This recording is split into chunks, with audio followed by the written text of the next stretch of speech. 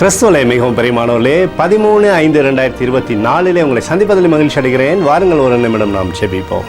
அன்பு தகப்பனே, இன்றைக்கும் என்னுடைய பாதுகாப்புக்காக ஜெபிக்கும்படி என் தேவனுடைய சமூகத்தில் வருகிறேன். என் தேவனுடைய நன்மையும் கிருபையும் விடுதலையும் ஆசீர்வாதம் மாத்திரமே இவரோடு இருக்கும்படியாக ஜெபிக்கிறேன். தீமைகள் ஒன்றும் அணுகாதபடி வேலி அடைப்பீராக. இயேசு கிறிஸ்து சிந்தின பரிசுத்த ரத்தத்தை இவர் மீதும் ஒரு குடும்பத்தின் மீதும் செய்கிற சகல காரியத்தின் மீதும் பூசுகிறேன். ஆகவே இந்த நாள் முழுவதும் மகிமையின் ஆசீர்வாதம் இவரோடு இருக்கட்டும். உடைய நிறைவானது இவருடைய வாழ்க்கையிலிருந்து செயல்படும்படியாக நீ செய்தரும்படி ஜெபிக்கிறேன்ப்பா.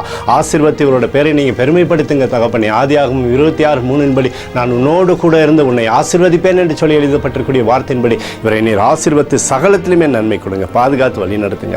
இயேசுவின் நாமத்திலே ஒப்புக்கொடு ஜெபிக்கிறேன் நல்ல பிதாவே, ஆமேன். பிரியமான ஜெப பங்காளரே, ஒரு நிமிடம் நம்ம இந்திய தேசத்திற்காகவும் ஜெபிப்போம். அன்பு தகப்பனே, 13/5/2024 என் தேசத்திற்காக ஜெபிக்கும்படியாக உம்முடைய சமூகத்தில் வருகிறேன். இந்திய தேசத்தை நீங்கள் ஆசீர்வதிங்கப்பா. எங்களுக்காக நல்லாட்சி நீர் தரும்படி ஜெபிக்கிறேன். சிறந்த பிரதமரை நீர் தருவீராக.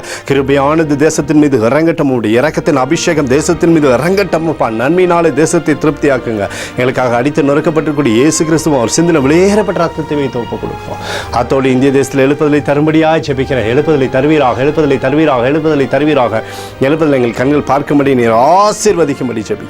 நேற்றும் இன்றும் என்று மாறாதவராகிய இயேசுவின் நாமத்திலே ஒப்புக்கொடு ஜெபிக்கிறேன் நல்ல பிதாவே, ஆமேன். பிரியமான ஜெப பங்காளரே, ஆண்டவர் நம்மளோட ஜெபத்தை கேட்டிருக்கிறார். இந்த நாள் முழுவதும் கர்த்தராகிய இயேசு கிறிஸ்துக்குள் நீங்கள் வளரும்படி உங்களை வாழ்த்தி ஆசீர்வதிக்கிறேன். ஆமேன்.